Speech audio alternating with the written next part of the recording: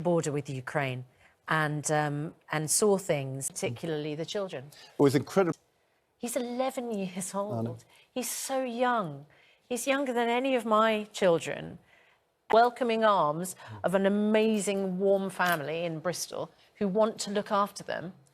Children like Bogdan, who are making their way over. And we spoke to the where parents are being issued visas, but the children are not, in some cases, being issued visas. Because, of course, giving the parents a visa adds to the visa numbers. It looks like their visa's been processed, which it has, but they can't travel to the UK unless the whole family can travel. So, and what it's like emotionally for those children. I mean, it's quite... Like relief. Absolutely right. Now, don't they? Yeah. That's what I thought. Totally right. And then you want it full. A colleague of mine, in Shermashell.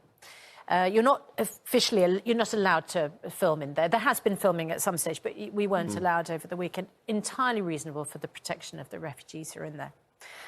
There is a row. Other EU countries have a desk, and at the end is the UK desk. Now, it's not staffed by a representative of the Home Office, despite the fact it is the refugee reception centre closest to the busiest border crossing. Well, who staffs it? It's staffed by a charity the refugee centre in Shermashell.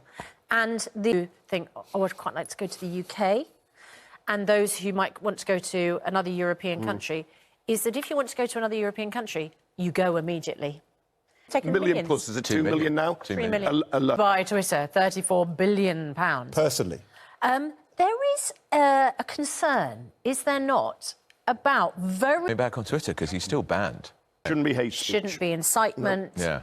Yeah. So it'd be interesting to see how the new impulsive story... And untrue. And actually, I thought, is a way of talking about Angela Rayner, a serious female. I think it's outrageous. Remember when Jackie Smith was Home Secretary and she was dealing with terror? Kind of comment behind the scenes. Mail, what will the editor of the Mail on Sunday, do you think, say to Lynn? I thought, who's written that? I was surprised it was the political editor. Yeah.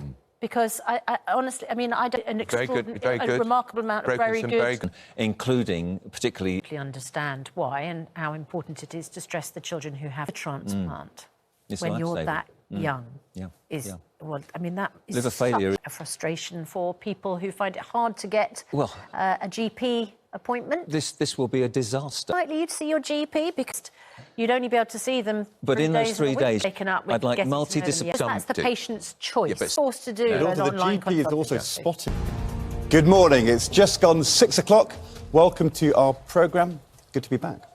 It's good to be back. I had a remarkable couple of days. Amazing. And in Poland, they're on the border, of course, at the border crossing, Medica. You know, people. It's the people's story, isn't it? It's the refugees who are fleeing the intensifying bombardment in some cities in particular. That just breaks your heart. I mean... Be powerful and moving and so brilliant to have you there telling those stories so powerfully. She realised, actually, this isn't a game. No. And he said, then we heard the jets overhead. They have a house available. They're waiting on the Home Office to grant the visas. And the charity that I spoke to yesterday said, former Home Office Minister, he's now the Culture Minister, Chris Philp, yesterday on the programme, and said, how is this situation arisen? We will speak to James Heapy, who's our minister this morning. He's an Armed Forces Minister. Of course, he knows everything about the situation in Ukraine. We'll find out whether the Home Office has budged on this. Well, you know, I can speak to kids who are at university. We've got space. 3.5 weeks ago, we deal with like it's an emergency and get these families to some safety and some calm and allow them to think about, you know, the rest of their lives rather than just to be in limbo in other countries like this. Well, let's put that experience to I've got to say though, Susanna, Minister. The response took like almost 10 days before we even... 23 minutes past 8. Look, we have a lovely Ukrainian morning. Good morning, really looking forward. See you at 9. Now, we saw it for ourselves when we were at the Ukrainian-Polish border refugee. Our team met in Poland, waiting for their visas so that they can come to live with their British hosts. Michelle Morrison has their story. Yep. Very exciting here. We're joined by Terry Markham Wilson, who started off happens in Ukraine, but also for you and to the government minister about what needs to be done to help families like Nastya and Yarek.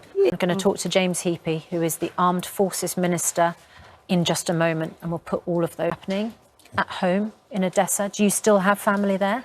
Yeah. It's competition time. Thank you. Here's Andy with the details. Over the weekend, we saw an absolutely terrible story. It's no surprise you would be desperate to get out. Yeah, that's